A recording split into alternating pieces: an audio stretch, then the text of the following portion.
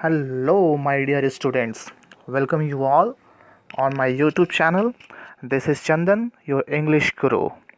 Today, we will study the very first poem of class 10th of your first flight book, which is none other than Dust of Snow, composed by Robert Lee Frost. First of all, let me tell you much and more about the poet, who is Robert Lee Frost. He was an American poet who was born on 26th March 1874 at San Francisco in California. He has won several Pulitzer Awards, I think 4 times in his life, and once he was also given a title of Poet Laureate. His noticeable works are such as The Road Not Taken, which you all, I think, have already read out. Next, Stopping by Woods on a Snowy Evening. Next, After Apple Picking. Next, Storm Fear. Next, The Death of the Hired Man, and especially A Boy's Will. One most important thing is that he was admired for his depiction of the rural life of New England. He was a graduate from Lawrence High School in the year 1892. He found his beloved Eleanor White there in this high school and later on decided to marry her. But Eleanor White had not finished her studies so far, so the proposal of marriage was refused by her for few years. In these years, Robert Lee Frost became very serious about his poetry. In the year 1895, he got married with Eleanor White. He was considered unsuccessful man till 1911, but in the year 1913 he wrote A Boy's Will and became worldwide popular. Can you imagine? Finally, at last but not the least, he died in the year 1963. In this particular poem, the poet talks about dust of snow. Here, dust means no relation with soil particles. In fact, it means falling down on something. For making it more clear, I will explain to you. Actually, once someone falls down frozen white snow on the poet, and at the time, how poet feels, how he experiences, how he realizes, that's the main theme of the poem, which poet has tried to describe. The poem is very short. There are only two stanzas, as you can see, which consist of only 8 lines. I will read the poem and try to explain to you with the difficult words present in the poem. Later on, we will also discuss some literary devices used in the poem. So, students, let's start the poem. The first stanza, as you can see on the screen, I'm going to read out the first stanza. Let's start.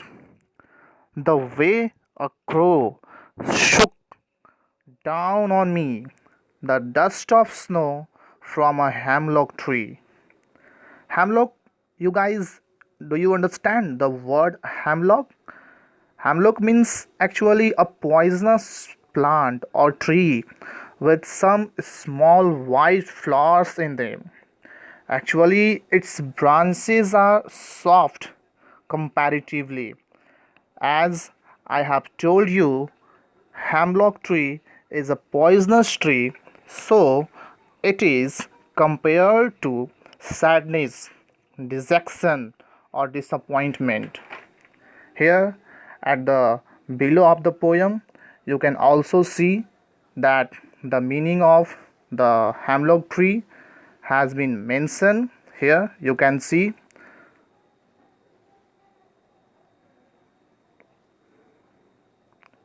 a poisonous plant tree with small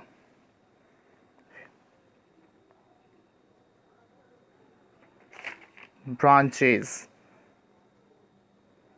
So what I can say, similarly a crow is also considered bad luck or bad omen, we can say. So what the poet is trying to create a scene is that of despair, dejection, sadness, or disappointment. He further says there was a crow sitting onto the branches of the hemlock tree, and the white snow, which was frozen and spread out over the branches of the tree, started shaking out due to the movement of the crow. Consequently, the white snow fell down on the poet. That's why he is saying the following lines. The lines are: the way a crow shook down on me the dust of snow from a hemlock tree. Now, what type of movement the crow did, it has not been described by the poet. When he sat on, that means the crow, it sat on the tree, then fell on the poet. That means what fell down? Frozen ice, frozen white snow. So when he sat nearby the tree, then fell on the poet, or while flying from the tree, the white snow fell on the poet. The poet has not explained anymore.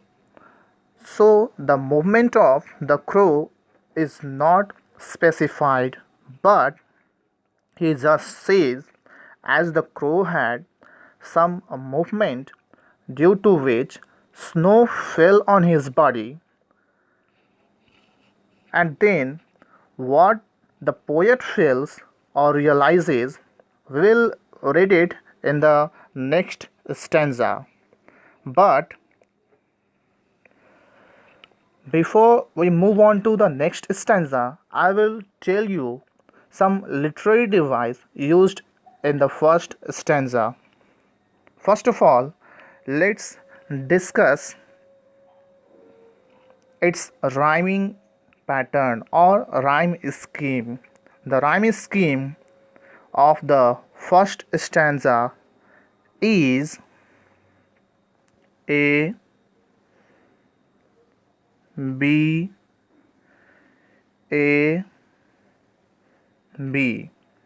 That means the rhyme scheme of the very first stanza is AB, AB. That means line 1 is rhymed with line 3, line 1 is rhymed with line 3, and line 2 is rhymed with line 4. That means crow is rhymed with snow, and in line number 2 me is rhymed with tree. The next device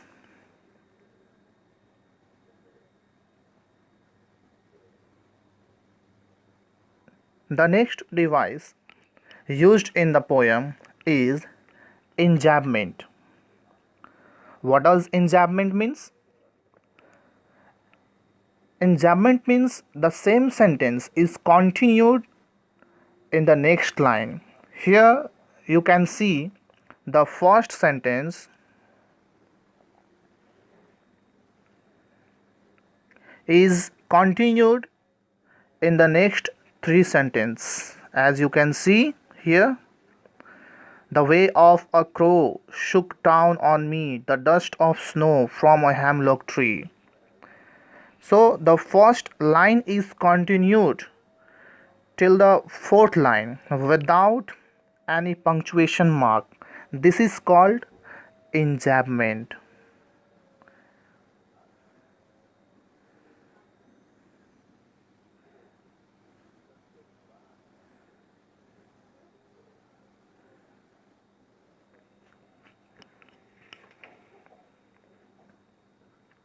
Next device used in the poem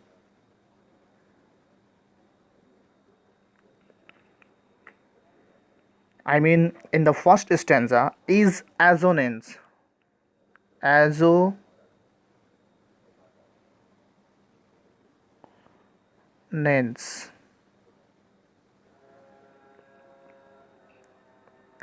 What does assonance means? So I have already explained to you, my dear students, but let me explain to you again. When vowel sounds are being repeated in closely connected words, whether it is at the beginning of the word or amid of the word or at the end of the word, this is called assonance. What does it call? Assonance. Here, look at the second line. Shook down on me.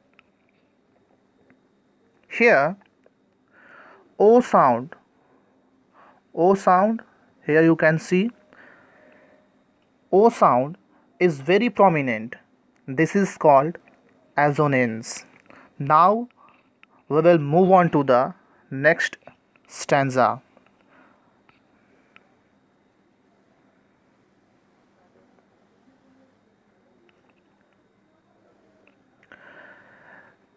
The second stanza is has given my heart a change of mood and saved some part of a day I had rued. What does the word rued means? Rued means held in regret or remorse or realize.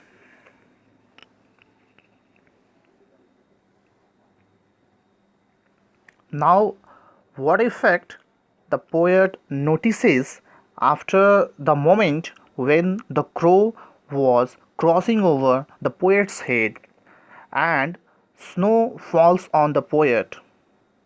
Actually, now the poet's mood gets changed.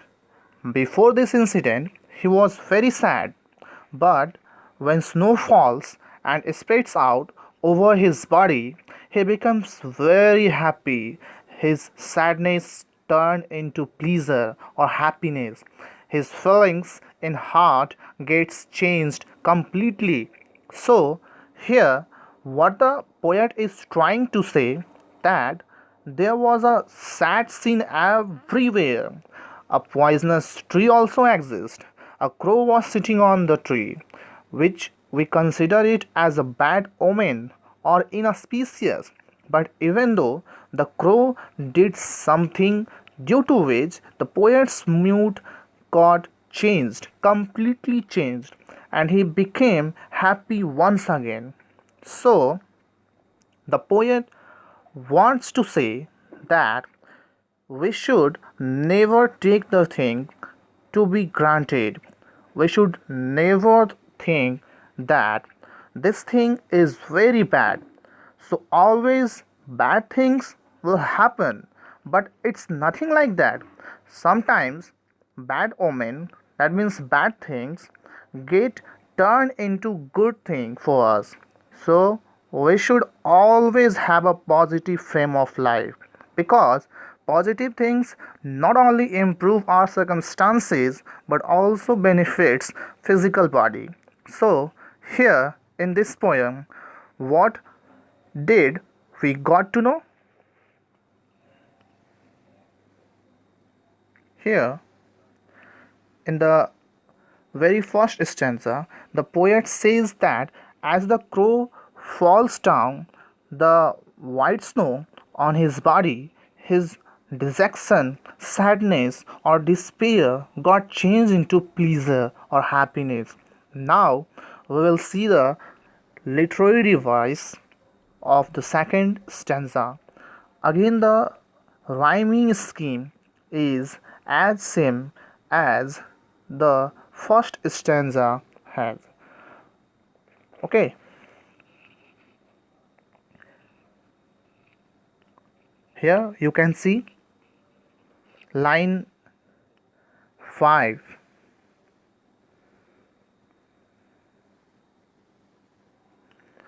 Line 5 is rhymed with line 7,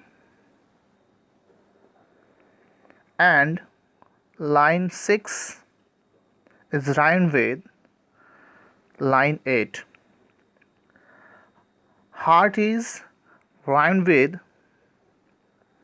part, and mood is rhymed with root. Again, here we can also see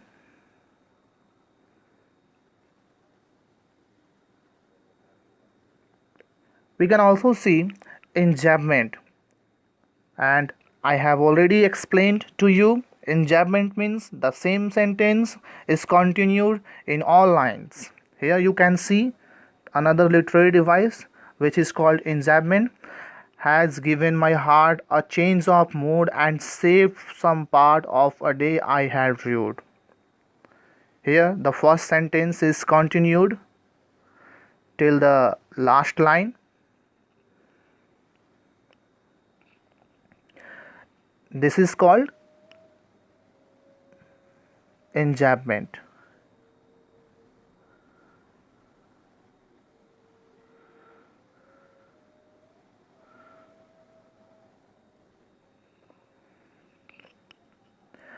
Next literary device is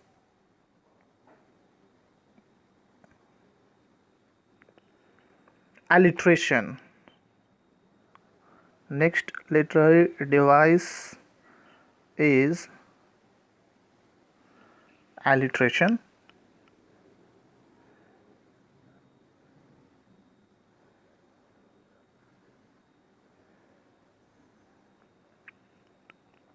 What does alliteration means? As I have told you in class, let me explain to you once again. Alliteration is the repetition of the consonant sound with two or more than two consecutive words. So, in line number 5, here, has, heart, H sound. H sound is repeated. Of course, they maintain distance in a sentence. Even then, we can say it is alliteration. Then there is alliteration in line number 7. Here, in line number 7, saved some. S sound is repeated. Here you can see S sound is repeated. So this is called also alliteration. So we can see another literary device which is consonance also is present in this stanza.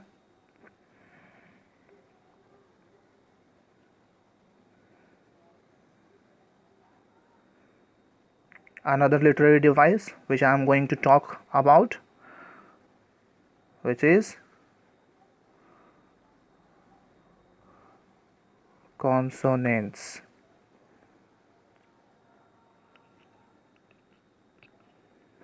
What does consonance means? Actually, consonance is a literary device in which consonant sound is repeated at the beginning of a sentence or amid of the sentence or last of the sentence. Okay, in the last sentence, here you can see, in the last sentence, D sound is most prominent. D sound, here you can see D sound.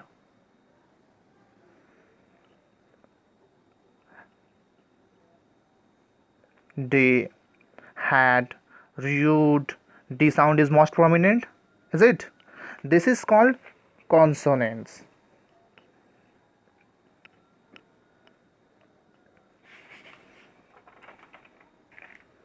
So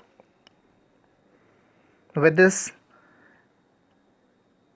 we have come to an end of the poem. I hope you all have understood the poem and different literary devices used in the poem. Thank you for watching this video.